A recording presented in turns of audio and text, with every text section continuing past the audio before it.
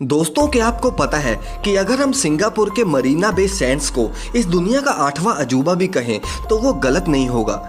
इसमें इंजीनियर्स को एक नहीं बल्कि बहुत सारे इम्पॉसिबल स्ट्रक्चर्स को तैयार करना पड़ा था और ये सभी स्ट्रक्चर्स को बनाने के लिए इंजीनियर्स को कुदरत के नियमों को तोड़ना पड़ा था। जैसे कि आप इस इंजीनियरिंग के नमूने के डिज़ाइन को देखिए।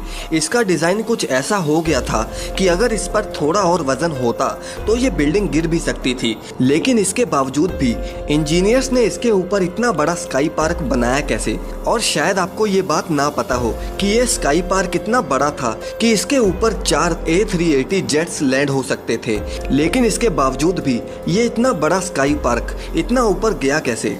जो डिज़ाइन सुनने में भी इम्पॉसिबल था, आखिर उसे इंजीनियर्स ने असल ज़िंदगी में कैसे रूबरू करवाया।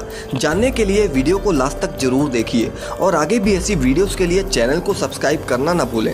मरीना बे सैंड्स एक ऐसा होटल जो कि हर साल करीब $1 बिलियन मतलब करीब 7,000 करोड़ रुपए कमाती है और इस होटल को बनाने में करीब $5.7 बिलियन का खर्चा आया था। और शायद आपको ये बात हैरान कर दे कि इतने पैसों में अगर आप चाहो तो करीब करीब 4 बुर्ज खलीफा तो खड़े कर ही सकते हो। और इसके टॉप पर एक स्विमिंग पूल है जो कि आपको सिंगापुर का 360 डिग्री का व्यू प्रोवाइड करता है। इसमें हर बिल्डिंग को बनाने के लिए सबसे पहले इंजीनियर्स को 16,500 वर्कर्स को हायर करना पड़ा था। इंजीनियर्स के पास सबसे पहली चुनौती थी इस बिल्डिंग का डिजाइन, जो कि इंजीनियर्स को फिजिक्स के लॉज को तोड़ने पर मजबूर कर रही थी। इस बिल्डिंग के 2 पार्ट आपस में एक दूसरे की तरफ झुके हुए थे, जिस वजह से बिल्डिंग का खड़ा होना बहुत मुश्किल था और उसका बीच में से टूटने का डर लगा हुआ था।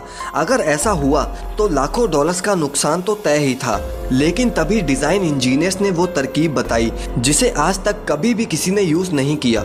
उन्होंने बिल्डिंग के साथ साथ स्टील के मोटे मोटे टावर्स को टेम्परेरी सपोर्ट की तरह यूज करना शुरू कर दिया, जिससे बिल्डिंग के स्ट्रक्चर के फेलियर के चांसेस कम हो गए। और वो सपोर्ट्स जब 23वें फ्लोर पर एक साथ स्ट्रक्चर्स को जोड़ेंगे तब वो सपोर्ट्स को निकाल देंगे। लेकिन इंजीनियर्स के मन में ये डर बैठा हुआ था कि जब उन टेम्परेरी सपोर्ट्स को निकाला जाएगा तो कहीं ये स्ट्रक्चर मिस कैलकुलेशन की वजह से गिर न जाए। इसलिए उन्होंने स्ट्रक्चर के अंदर कुछ परमानेंट सपोर्ट को ज्वाइन करने का सोचा।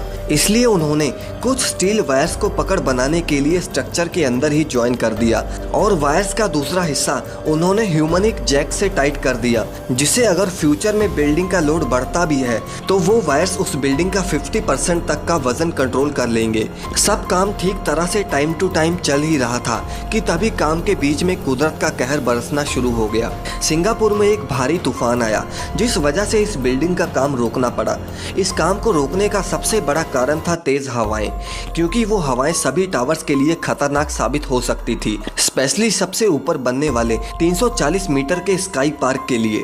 ये तेज हवाएं स्ट्रक्चर के डिजाइन को खराब कर सकती थी। अब इंजीनियर्स को इस बात की चिंता खाए जा रही थी कि ये प्रोजेक्ट इतनी तेज हवाओं में सेफ भी है या नहीं। इसलिए उन्होंने विंड इंजीनियर्स को हायर किया जो कि इस पूरे प्रोजेक्ट की टेस्टिंग कर सकें।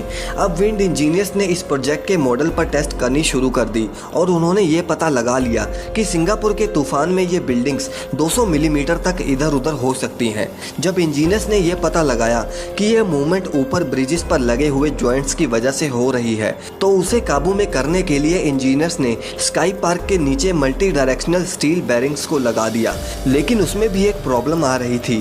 प्रॉब्लम कुछ ऐसी थी कि अगर इसके जॉइंट्स में फिर भी कोई मूवमेंट हुई तो फिर पूल के बीच में दरारें पड़नी शुरू हो जाएंगी। अब इस प्रॉब्लम का सलूशन इंजीनियर्स ने ये निकाला कि जहां पर पूल में दरारें पड़ने की आशंका थी वहां पर उन्होंने 50-50 मीटर के गैप में पूल को 3 सेगमेंट्स में डिवाइड कर दिया और उन 50 मीटर्स के गैप को स्टील की चादरों से कवर कर दिया गया। अब इंजीनियर्स की तेज हवाओं में बिल्डिंग के गिरने की आशंका दूर हो गई थी। लेकिन अब सवाल ये था कि आखिर इस 3 बड़े हवाई जहाज के बराबर के स्काई पार्क को ऊपर बनाकर लेके कैसे जाएं।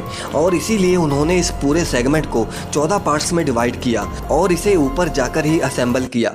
लेकिन इन 14 पार्ट्स को बिना किसी नुकसान के ऊपर लेकर जाना आसान नहीं है। इंजीनियर्स 14 में से 12 पार्ट्स को किसी न किसी तरीके से ऊपर तो ले गए, लेकिन इंजीनियर्स को अब इसमें से 2 सबसे बड़े पार्ट्स को ऊपर ले जाने में बहुत दिक्कत आने वाली थी, क्योंकि ये दोनों पार्ट्स करीब करीब 80 मीटर के थे और इनका वजन 1400 टन के बराबर था।